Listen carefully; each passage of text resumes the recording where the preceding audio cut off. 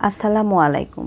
আজকে আপনাদেরকে দেখাবো আমাদের বিভিন্ন স্পেশাল রান্নার জন্য খুবই প্রয়োজনীয় পেঁয়াজ বেরেস্তার রেসিপি।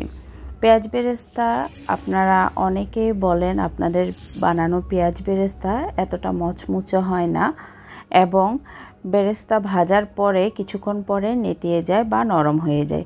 সে কথাগুলো মাথায় রেখে সকল টিপস অ্যান্ড টেকনিক সহ আপনাদেরকে পারফেক্ট মুচমুচে পেঁয়াজ বেরেস্তা তৈরি করে দেখাবো। সামনেই যেহেতু কোরবানির ঈদ, যদি পেঁয়াজ বেরেস্তা রেডি থাকে তাহলে কাচ্চি, বিরিয়ানি, কালা ভুনা, নর্মাল মাংস রান্না থেকে শুরু করে যে কোনো রান্নায় আপনি খুব সহজেই বেরেস্তাগুলো ব্যবহার করতে পারবেন। চলুন তাহলে শুরু করি। বিসমিল্লাহির রহমানির রহিম। পেঁয়াজ বেরেস্তা তৈরির জন্য অবশ্যই আমাদেরকে তেলটা একটু বেশি করে নিতে হবে। আর বেরেস্তা তৈরির জন্য অবশ্যই পেঁয়াজগুলো সব একই সাইজের করে কেটে নিতে হবে। প্রথমে তেলটা একটু খুব ভালোভাবে গরম করে নিতে হবে হাই হিটে। যখন তেল ভালোভাবে গরম হয়ে যাবে তখন চুলার আঁচ একেবারে লো রেখে পেঁয়াজগুলো দিতে হবে। তা না হলে অতিরিক্ত বুদবুদ উঠে কড়াই থেকে তেল নিচে পড়ে যাবে অথবা আপনার যে কোনো ধরনের দুর্ঘটনা ঘটতে পারে। সেজন্য খেয়াল রাখতে হবে পেঁয়াজ যখন আমরা ছাড়বো তখন চুলার আঁচটা একেবারে লো করে দিব।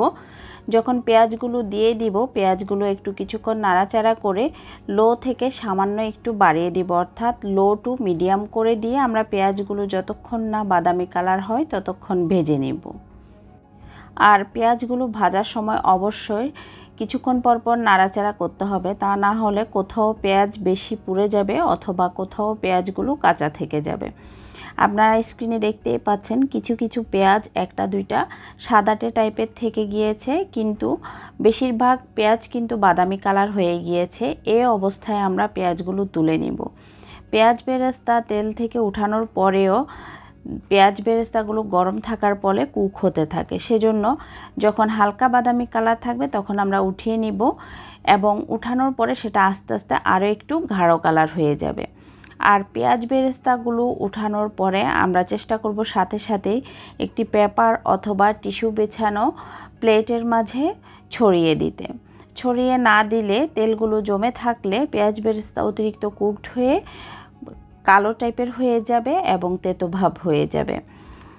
আর তাছাড়া টিস্যুতে না দিলে বা কাগজে না দিলে পেঁয়াজ বেরেস্তায় যদি তেলের পরিমাণ থেকে যায়, অর্থাৎ তেল থেকে যায় গায়ে গায়ে, তাহলে পেঁয়াজ বেরেস্তাগুলো পরবর্তীতে যখন ঠান্ডা হয়ে যাবে, ঠান্ডা হওয়ার পর নরম হয়ে যাবে।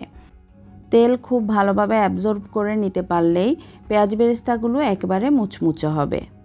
ভিডিওর শুরুতেই আপনারা নিশ্চয়ই শুনতেই পেয়েছেন আমার এই পেঁয়াজ বেরেস্তাগুলো কতটা মুচমুচে হয়েছে। এবার একটি এয়ারটাইট বক্সে করে অথবা বয়ামে করে পেঁয়াজ বেরেস্তাগুলো নর্মাল ফ্রিজে অথবা রুম টেম্পারেচারে রাখা যাবে।